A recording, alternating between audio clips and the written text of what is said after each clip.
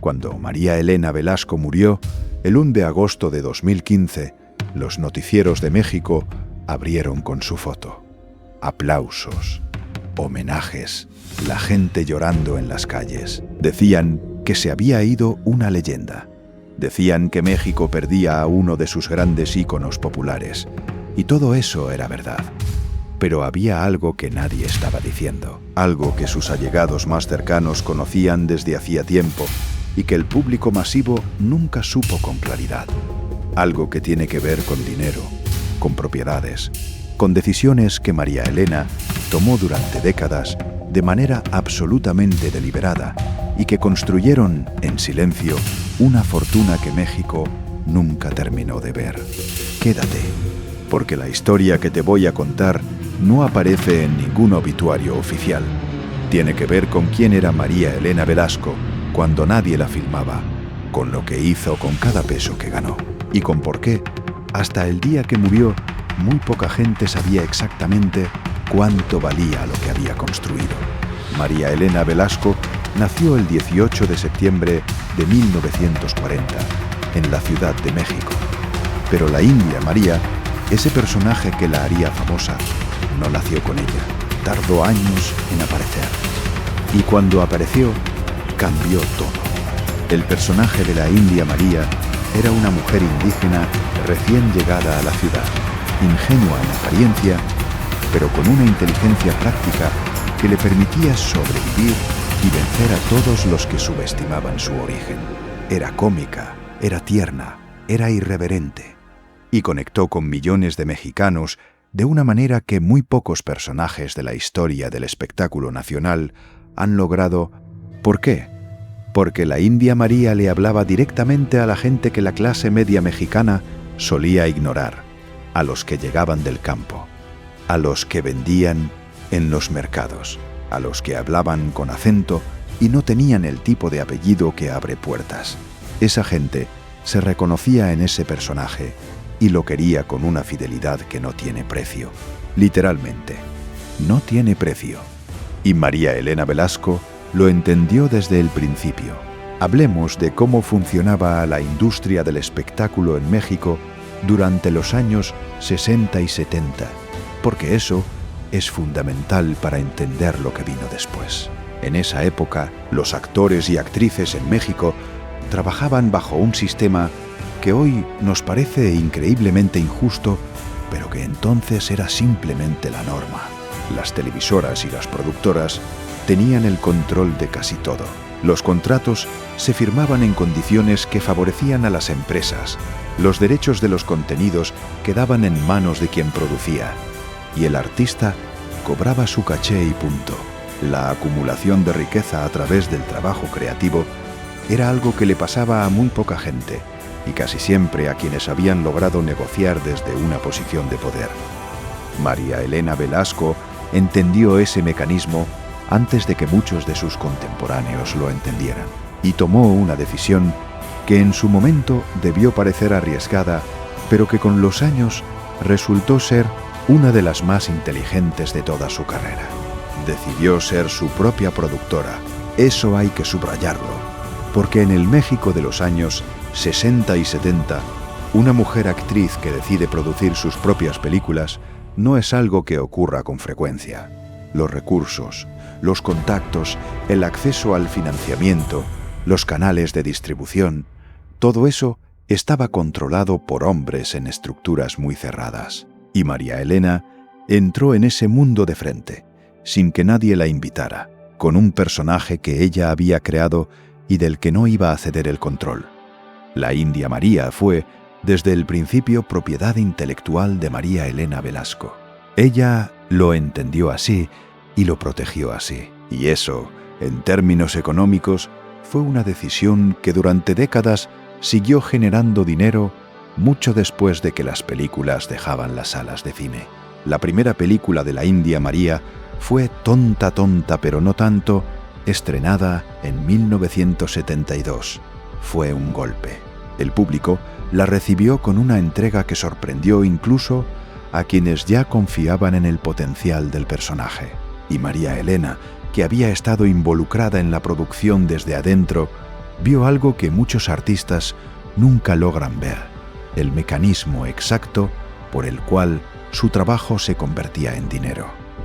Cuando ves ese mecanismo, cuando lo entiendes desde adentro, algo cambia en la manera en que tomas decisiones. María Elena no solo siguió actuando, siguió produciendo película: La India María en la ciudad, Ni de aquí ni de allá, El tonto que hacía milagros, El cementerio del terror. Más de 20 películas en las que ella era actriz, productora y en algunos casos también guionista. Cada proyecto era un negocio del que ella controlaba una parte significativa. Cada peso que entraba tenía una ruta que ella había trazado. ¿Cuánto dinero generó todo eso? La respuesta exacta no existe en ningún registro público completo. Y eso es precisamente parte de lo que hace tan intrigante esta historia. Porque María Elena Velasco, a diferencia de muchas figuras del espectáculo mexicano, fue extraordinariamente discreta con su patrimonio. En un medio donde la ostentación es casi una obligación, donde el éxito se mide por lo que se puede mostrar, ella eligió otra dirección. Vivía bien, eso era evidente, pero no con la extravagancia que su nivel de fama habría podido justificar. La gente que la conoció en esa época describe a una mujer que sabía perfectamente cuánto tenía y que prefería que los demás no lo supieran, que era cuidadosa con a quién contrataba, con qué proyectos firmaba, con cómo manejaba los ingresos de cada producción. Una mujer de negocios que usaba el disfraz de artista populachera para que nadie la tomara demasiado en serio en la sala de negociaciones. Y cuando no te toman en serio en la sala de negociaciones, puedes obtener cosas que de otra manera serían mucho más difíciles de conseguir. María Elena usó eso con inteligencia, con paciencia y con una visión de largo plazo que en su industria y en su época era casi excepcional. Hablemos del dinero real, no del imaginario. Las películas de la India María eran producciones de bajo presupuesto, sí, pero lo que las hacía financieramente poderosas era su base de audiencia. Las películas de la India María llenaban salas en todo México, especialmente en las ciudades con mayor población de origen rural o de clase trabajadora. En los años 70 y 80, ir al cine era uno de los pocos entretenimientos accesibles para esa población. Y la India María era, junto con El Chavo del Ocho y unos pocos más, uno de los productos culturales que esa gente más consumía. Una película de bajo presupuesto que llena salas durante semanas en un país de 40, 50, 60 millones de personas genera una cantidad de dinero que no es menor. Y si quien produce esa película tiene una participación real en las ganancias, el resultado es una acumulación que puede sostenerse durante décadas. María Elena tuvo participación real en las ganancias. Eso es lo que hace diferente su historia de la de tantos otros artistas de su generación que trabajaron igual de duro y terminaron con mucho menos. Pero las películas fueron solo el principio. Hay algo que se habla poco cuando se cuenta la historia económica de María Elena Velasco: su inversión en bienes raíces. Las personas que la conocieron de cerca, que tuvieron acceso a partes de su vida que no salían en las revistas de espectáculos, describen a una mujer que desde relativamente joven empezó a comprar propiedades, terrenos, casas, locales, en distintas zonas de la Ciudad de México y fuera de ella. Esto no era algo que María Elena anunciara, no era parte de su imagen pública. La India María era una mujer del pueblo, del mercado, de la lucha cotidiana, y esa imagen era auténtica en muchos sentidos, pero también era una imagen que tenía que mantenerse para que el personaje siguiera funcionando. Una actriz que presume de sus propiedades en la colonia Polanco no puede seguir siendo la voz de los que no tienen nada. María Elena lo entendía perfectamente y guardaba silencio. ¿En cuántas propiedades invirtió a lo largo de su vida? Los números exactos nunca han sido confirmados públicamente de manera completa. Lo que sí se sabe, por declaraciones de personas cercanas a su círculo más íntimo, es que al momento de su muerte el patrimonio inmobiliario que había construido era sustancialmente mayor de lo que cualquier cálculo basado en su perfil público habría sugerido. Y aquí empieza la parte más complicada de esta historia. María Elena Velasco nunca se casó, nunca tuvo hijos. Vivió durante décadas con su madre, a quien adoraba y de quien prácticamente no se separaba. Cuando su madre murió, María Elena quedó sola en un sentido muy específico, sin los lazos familiares directos que en México suelen ser el destino natural de una herencia. ¿A quién le dejaba todo lo que había construido? ¿Quién iba a recibir ese patrimonio que durante décadas había crecido en silencio? Esas preguntas circularon entre su círculo más cercano mucho antes de que ella cayera enferma. Y las respuestas que se manejaban dependían de a quién le preguntaras, porque María Elena Velasco, en los últimos años de su vida, se fue alejando de muchas personas. El deterioro de su salud fue progresivo y largo. Los primeros signos de lo que después se diagnosticó como problemas neurológicos aparecieron antes de que el público lo notara. Y en ese periodo de vulnerabilidad, la pregunta de quién estaba cerca de ella y por qué se volvió cada vez más relevante. Hay testimonios recogidos por periodistas que cubrieron su caso con más profundidad que la nota necrológica estándar, que hablan de un aislamiento que se fue acentuando en sus últimos años, de personas que intentaron visitarla y no pudieron, de llamadas que no se contestaban, de una figura que había pasado toda su vida en el centro de la escena pública y que al final quedó envuelta en una privacidad tan hermética que resultaba difícil de reconciliar con quien había sido. ¿Fue eso una elección de ella o fue el resultado de su deterioro? ¿O hubo algo más en ese aislamiento? Esas preguntas no tienen respuesta definitiva, pero sí tienen contexto. El contexto es este. Cuando alguien tiene un patrimonio significativo y empieza a mostrar signos de vulnerabilidad, el círculo que lo rodea cambia. Las personas que se acercan en esa etapa no siempre son las mismas que estuvieron presentes en los años de gloria, y las motivaciones de quienes permanecen cerca rara vez son completamente transparentes. María Elena tenía personas en su vida que la querían genuinamente. Eso también hay que decirlo. Pero tenía también una situación patrimonial que generaba intereses, y cuando los intereses y el afecto coexisten en el mismo espacio, es muy difícil desde afuera saber dónde termina uno y empieza el otro. Lo que sí se sabe es que en los años previos a su muerte, la producción de contenido con la India María se detuvo casi por completo. María Elena ya no podía trabajar como antes, y eso significaba que el flujo de ingresos que había alimentado su patrimonio durante décadas se interrumpía, aunque el patrimonio acumulado seguía ahí, sólido, esperando. Hablemos de sus últimos años con más detalle, porque eso es parte fundamental de entender qué pasó con todo lo que construyó. María Elena Velasco empezó a mostrar signos visibles de deterioro alrededor de 2010.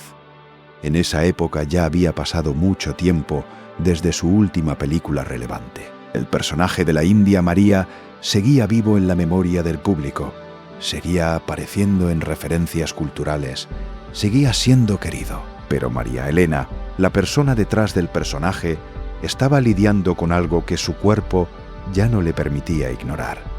Los problemas neurológicos que la afectaron en esa última etapa fueron complejos y progresivos. No se trataba de una condición que llegara de golpe. Fue un deterioro gradual que primero afectó su movilidad, después su comunicación, y que fue reduciendo el radio de su vida hasta que ese radio se volvió muy pequeño. En México, cuando alguien famoso enferma así, hay dos versiones que circulan en los medios. La versión oficial, que generalmente la familia o los representantes cuidan mucho, y la versión de los pasillos, que recoge pedazos de información de distintas fuentes y que muchas veces está más cerca de lo que realmente está pasando. La versión oficial de los últimos años de María Elena fue que estaba bien atendida, que tenía todo lo que necesitaba, que su voluntad era el silencio y el retiro.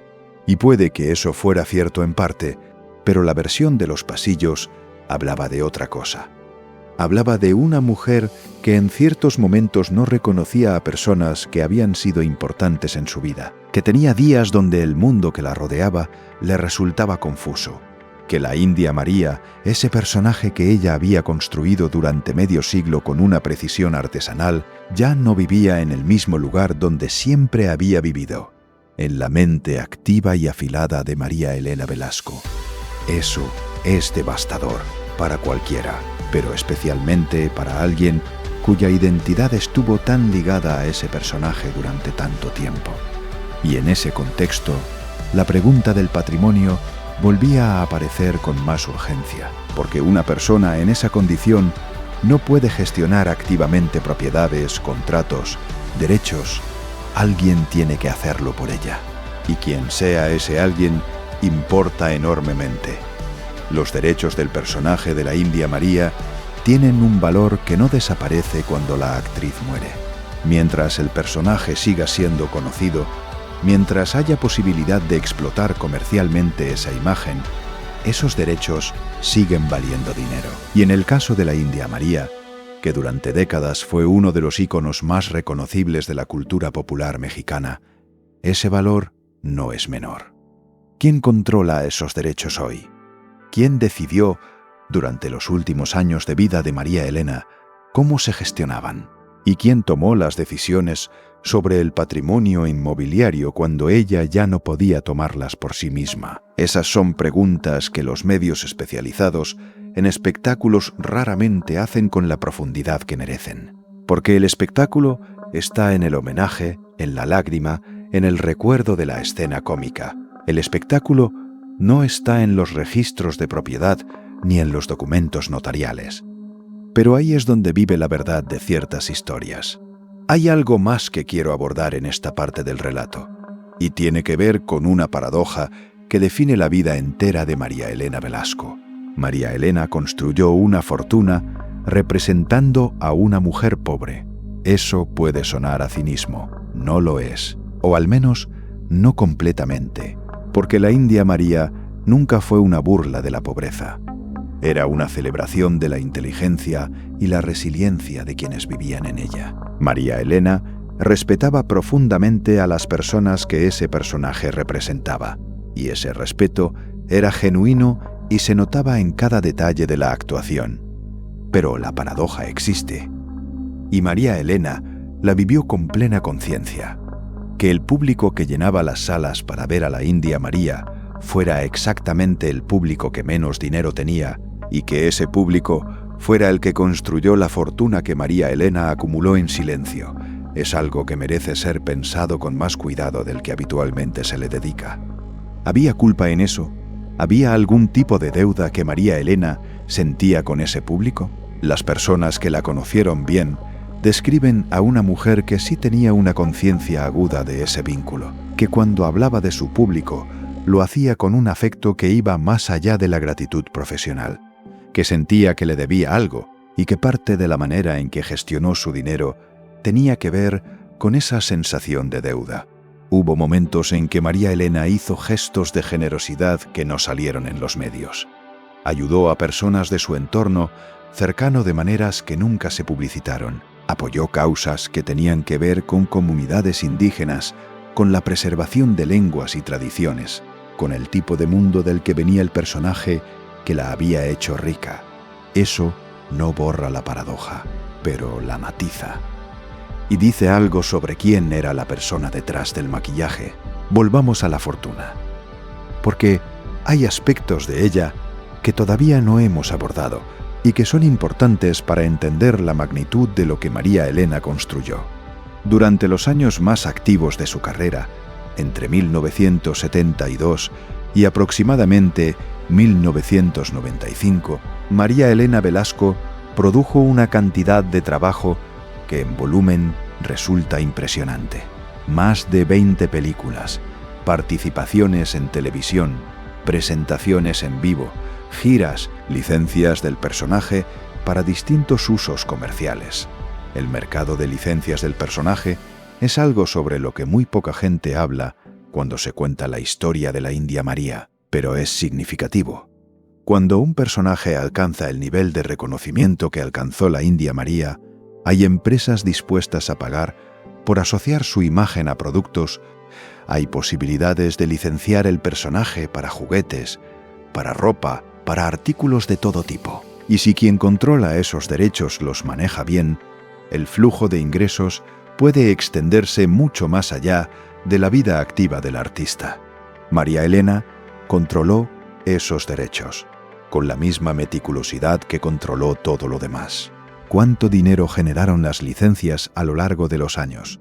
Los números exactos no están disponibles públicamente, pero el hecho de que María Elena mantuviera ese control de manera tan estricta durante tanto tiempo sugiere que tenía muy claro cuánto valía lo que estaba protegiendo. Y aquí hay algo que merece un párrafo propio: la manera en que el sistema legal mexicano trata los derechos de imagen y los derechos de autor en el espectáculo popular no siempre favorece al artista. Hay lagunas, hay interpretaciones, hay prácticas en la industria que durante décadas permitieron que las televisoras y las productoras se quedaran con derechos que en teoría deberían pertenecer a quien creó el contenido. María Elena navegó ese sistema con una habilidad que muchos de sus colegas no tuvieron. Contó con asesoría legal desde etapas relativamente tempranas de su carrera. Firmó contratos que protegían sus intereses de maneras que en esa época no eran la norma.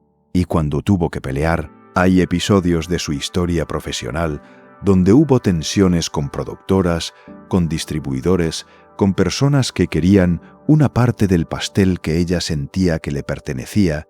Esos episodios nunca fueron grandes escándalos públicos. Se resolvieron en despachos de abogados, en conversaciones privadas, con la discreción que María Elena aplicaba a todo lo que no quería que el mundo viera.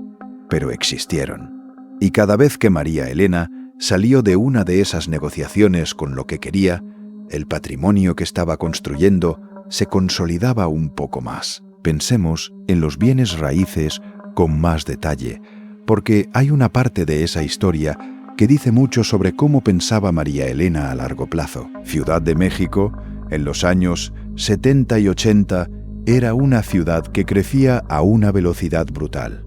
La población aumentaba, los barrios cambiaban, las zonas que en un momento valían poco en unos años, valían mucho. Una persona con liquidez y con visión podía comprar propiedades en zonas que todavía no habían llegado a su precio máximo y esperar a que el tiempo hiciera el trabajo.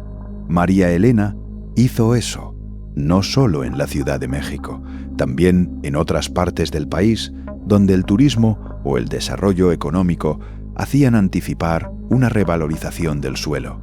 Las personas que conocen esta parte de su historia con más detalle hablan de una cartera de propiedades que fue creciendo de manera sostenida durante décadas. Propiedades que María Elena administraba con la misma atención que ponía en sus producciones cinematográficas, que visitaba personalmente cuando podía, que no dejaba en manos de administradores sin supervisarlos de cerca. Ese nivel de control es una característica que aparece repetidamente en los testimonios de quienes la conocieron bien. María Elena no delegaba fácilmente, confiaba poco y verificaba mucho. Y esa desconfianza, que en algunos contextos personales puede resultar un defecto, en el contexto de la gestión de un patrimonio es exactamente la actitud correcta. ¿Cuánto valía ese patrimonio inmobiliario al momento de su muerte en 2015?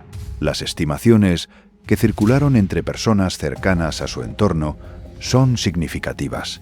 Hablamos de un valor que en pesos mexicanos de la época se contaba en decenas de millones. Algunos cálculos más informados, basados en lo que se conocía de sus propiedades y en los precios del mercado de ese momento, llegaban a cifras mayores. Pero nadie lo sabe con certeza, porque María Elena nunca lo dijo, y porque cuando murió, los documentos que habrían permitido reconstruir ese mapa completo quedaron en manos de quienes heredaron, y ese proceso de herencia tuvo sus propias complejidades. El tema de la herencia es donde esta historia se pone más difícil de contar con precisión. María Elena murió sin hijos y sin cónyuge. Su madre, La persona más importante de su vida había muerto antes que ella.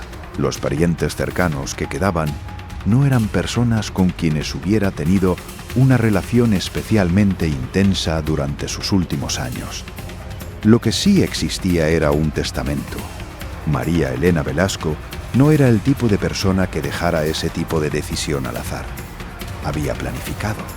Había tomado decisiones sobre quién recibiría qué, y esas decisiones, como todas las que tomó a lo largo de su vida, las tomó con un nivel de deliberación que no era visible desde afuera, pero que se notaba en los resultados. Los detalles exactos del testamento no son de conocimiento público. Lo que sí se filtró, en los meses posteriores a su muerte, fue que el proceso de herencia fue más complicado de lo que una muerte ordenada debería producir, que hubo tensiones, que hubo partes del patrimonio cuya situación legal no estaba del todo clara, y que el personaje de la India María, ese activo tan valioso y tan particular, quedó en una situación de cierta incertidumbre en cuanto a cómo sería gestionado hacia el futuro.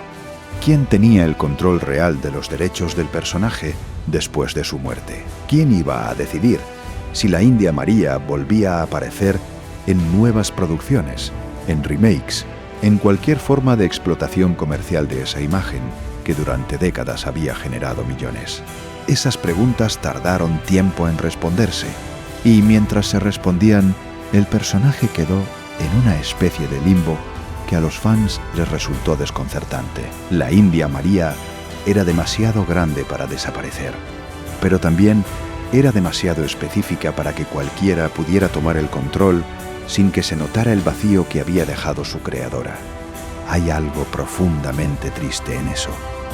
Un personaje que vivió durante décadas en la mente y el cuerpo de una sola mujer, que fue tan inseparable de ella que resultaba imposible imaginarla interpretada por otra persona, quedando huérfano de su creadora y esperando que alguien decidiera qué hacer con él.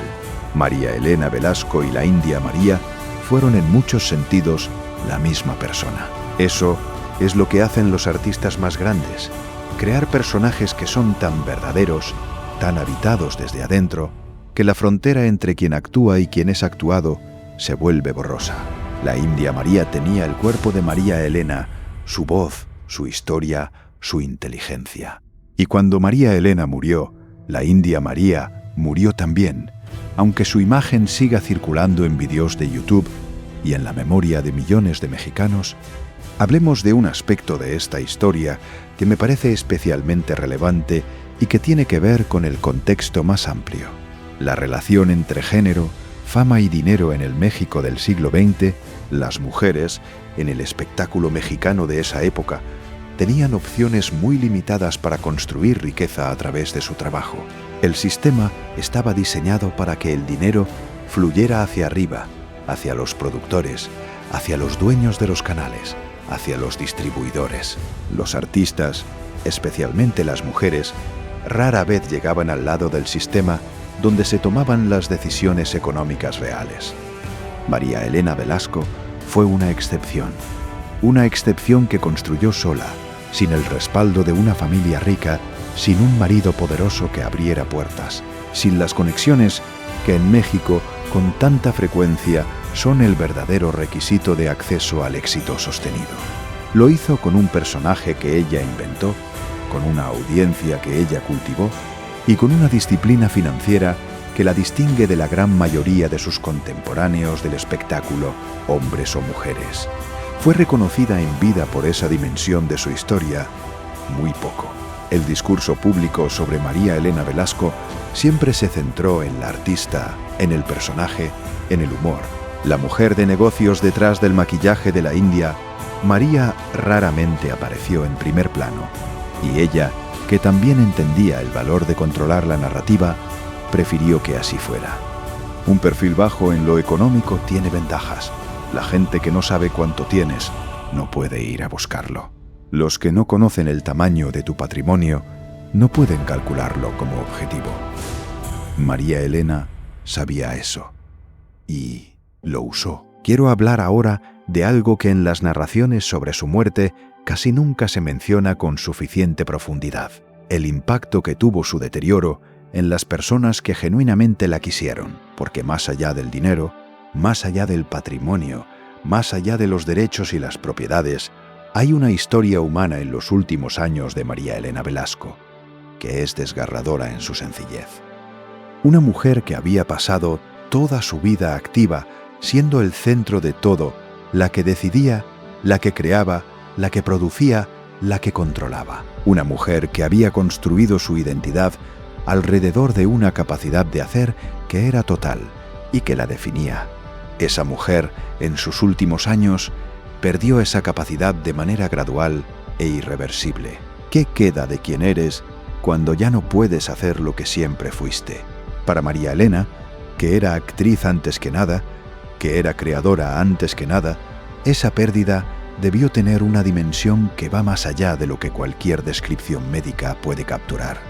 Había días, según quienes estuvieron cerca de ella en esa etapa, en que algo en su mirada sugería que todavía estaba ahí, procesando, entendiendo. Y había días en que ese algo no estaba. Días en que el mundo era un lugar confuso y sin los anclajes que siempre habían dado sentido a su existencia. Los que la amaban esos días no sabían bien qué hacer con ese dolor, porque el duelo por alguien que todavía está presente físicamente, pero que ya no está presente de la manera en que importa, es uno de los dolores más difíciles de procesar que existen. No tiene nombre claro, no tiene ritual y no se resuelve rápido. María Elena murió el 1 de agosto de 2015. Tenía 74 años. Y cuando los medios anunciaron su muerte con ese tono de homenaje solemne que México reserva para sus grandes figuras, lo que no dijeron, porque no lo sabían completamente o porque no era lo que el momento pedía, es que la mujer que murió ese día había sido mucho más que una actriz querida. Había sido una empresaria inteligente que entendió el valor de lo que tenía antes de que nadie más lo viera. Había sido una inversora silenciosa que construyó un patrimonio en décadas mientras el mundo la aplaudía por hacer reír. Había sido una estratega que protegió sus activos con una consistencia que muchos hombres de negocios de su generación no igualaron. Y había sido, sobre todas las cosas, una mujer que eligió ser dueña de su historia en un país y en una época donde ese tipo de elección le costaba a las mujeres mucho más de lo que le costaba a los hombres. El legado económico de María Elena Velasco es una historia que México nunca contó completa, porque era más cómodo quedarse con la imagen de la India María, la mujer del mercado, el rebozo, la inocencia que vence a los poderosos. Esa imagen era más limpia, más digerible, más apropiada para el homenaje. Pero detrás de esa imagen había algo que quizás resulta más impresionante: una mente que nunca paró de calcular, de planificar, de construir. Una mujer que usó la percepción que otros tenían de ella, la de la artista popular sin pretensiones, para proteger algo que nadie esperaba que estuviera protegiendo. Y cuando murió, ese algo quedó ahí, en registros de propiedad, en documentos notariales, en derechos que siguen teniendo valor, en propiedades que siguen existiendo. Una fortuna construida en silencio durante medio siglo por una mujer que entendió antes que nadie que el mejor lugar para guardar algo es el lugar donde nadie piensa en buscar. México lloró a la India María, México extrañó el personaje, el humor, la ternura, pero muy pocos entendieron, mientras aplaudían y lloraban, que lo que realmente se había ido era algo más difícil de nombrar y más difícil de reemplazar que cualquier personaje, por querido que sea. Se había ido la mente que lo creó, y con esa mente, la única persona que sabía exactamente cuánto valía todo lo que había construido, y por qué, y para qué, y para quién. El resto es lo que quedó, que no es poco, pero que ya no tiene la misma voz para contarse. Quiero detenerme aquí un momento y hablar de algo que creo que se pasa por alto cuando se analiza la figura de María Elena Velasco desde la distancia que da el tiempo. La India María fue, en su momento, uno de los pocos espejos que el cine mexicano popular le ofreció a una parte enorme de la población que raramente se veía representada en la pantalla de una manera digna. Los personajes indígenas en el cine y la televisión mexicana de los años 60 y 70 solían aparecer en roles secundarios, como decorado, como elemento de color local, sin profundidad y sin voz propia. La India María tenía voz, tenía criterio, tenía una perspectiva sobre el mundo que era completamente suya y que el guión respetaba. Y eso, que hoy puede sonar a poca cosa, en el contexto de lo que se producía entonces, fue algo distinto.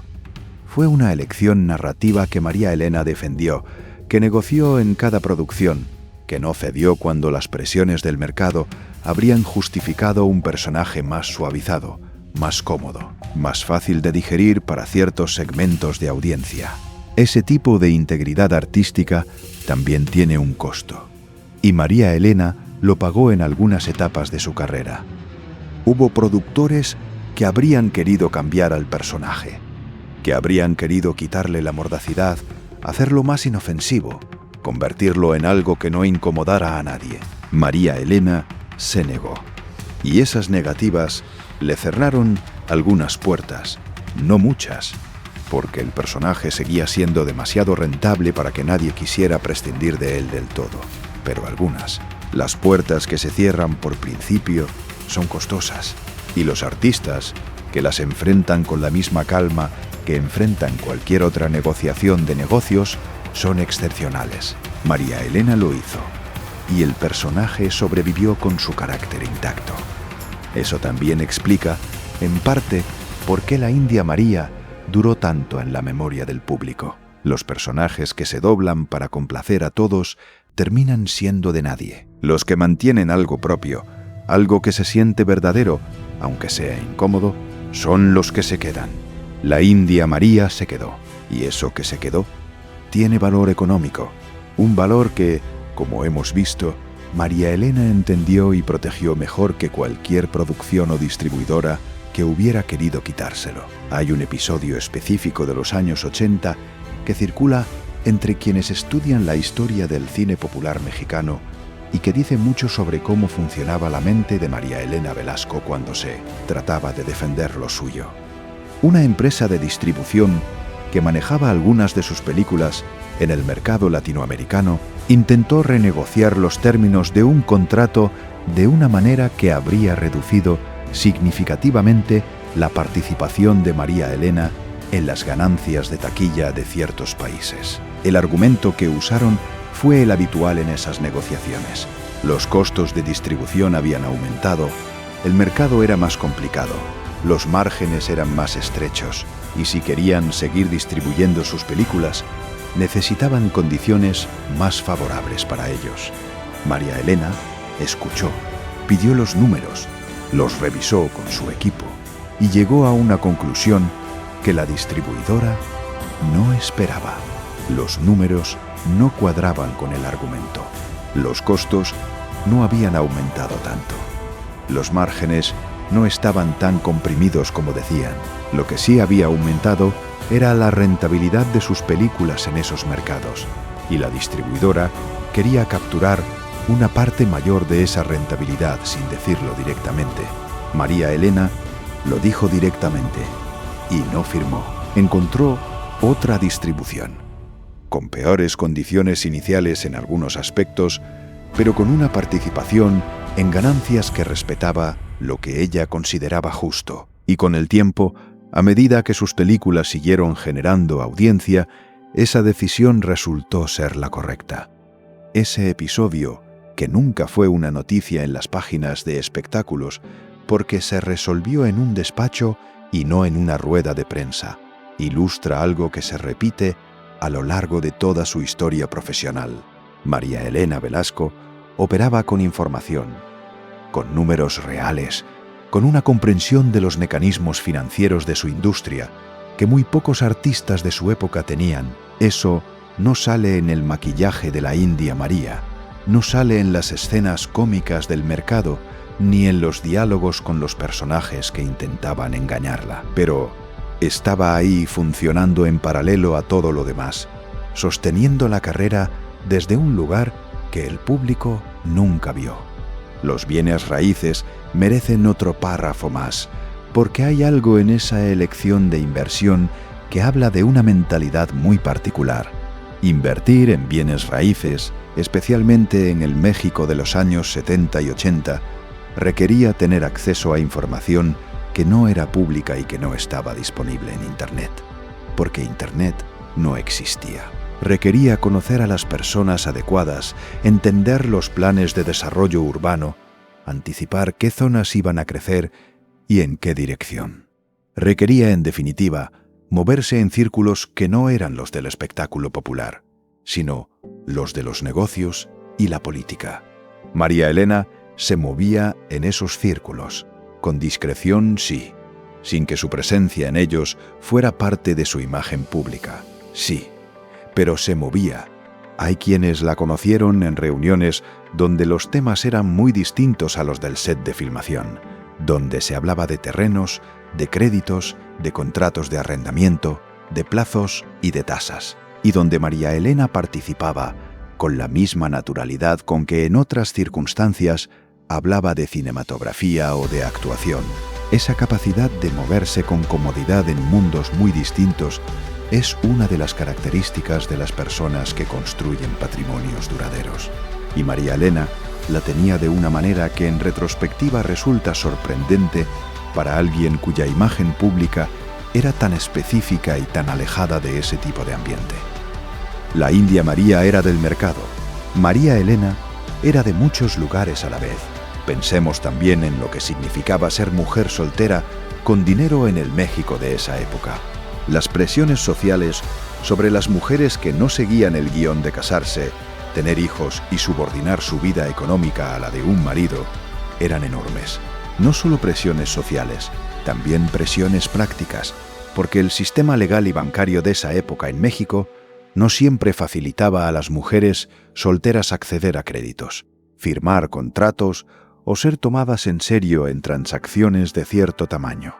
María Elena navegó todo eso, con la misma frialdad estratégica con que navegó todo lo demás. Encontró los caminos que existían dentro de esas limitaciones. Usó lo que el sistema le permitía usar, y donde el sistema ponía obstáculos, buscó rodeos que no comprometieran ni su independencia ni su control sobre lo que le pertenecía. ¿Tuvo personas que la ayudaron en ese camino? Sí, sin duda.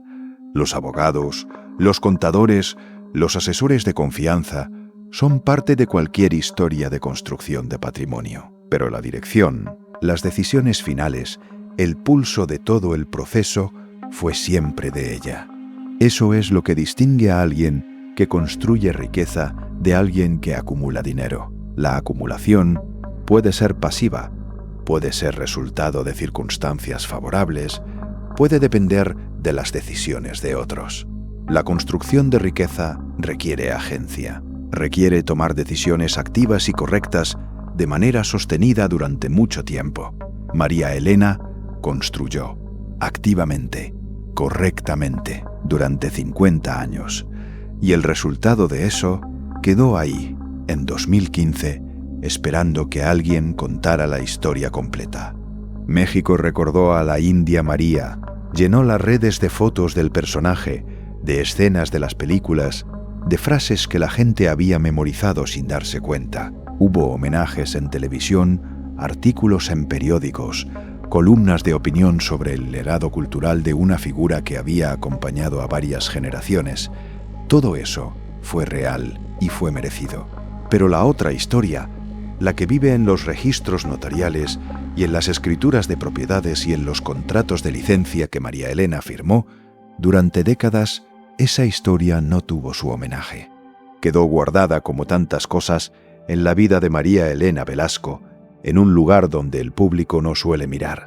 Quizás porque esa historia es más difícil de celebrar, porque requiere mirar a una figura querida con ojos más complejos de los que el duelo permite, porque obliga a ver a la persona real detrás del personaje amado.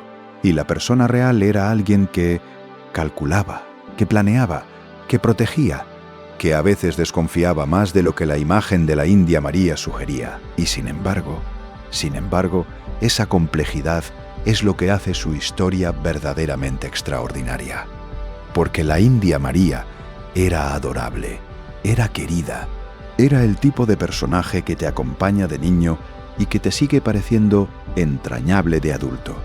Pero María Elena Velasco fue algo más difícil de querer y más difícil de olvidar. Fue una mujer que en un país y en una época que ponía obstáculos enormes a las mujeres que querían ser dueñas de sus propias vidas, decidió serlo de todas formas. Y lo logró, en silencio, con inteligencia, con paciencia y con el mejor disfraz que pudo encontrar, una mujer del mercado, con rebozo, que hacía reír a todo México mientras construía, ladrillo por ladrillo, año por año, una fortuna que México nunca supo que existía, hasta ahora.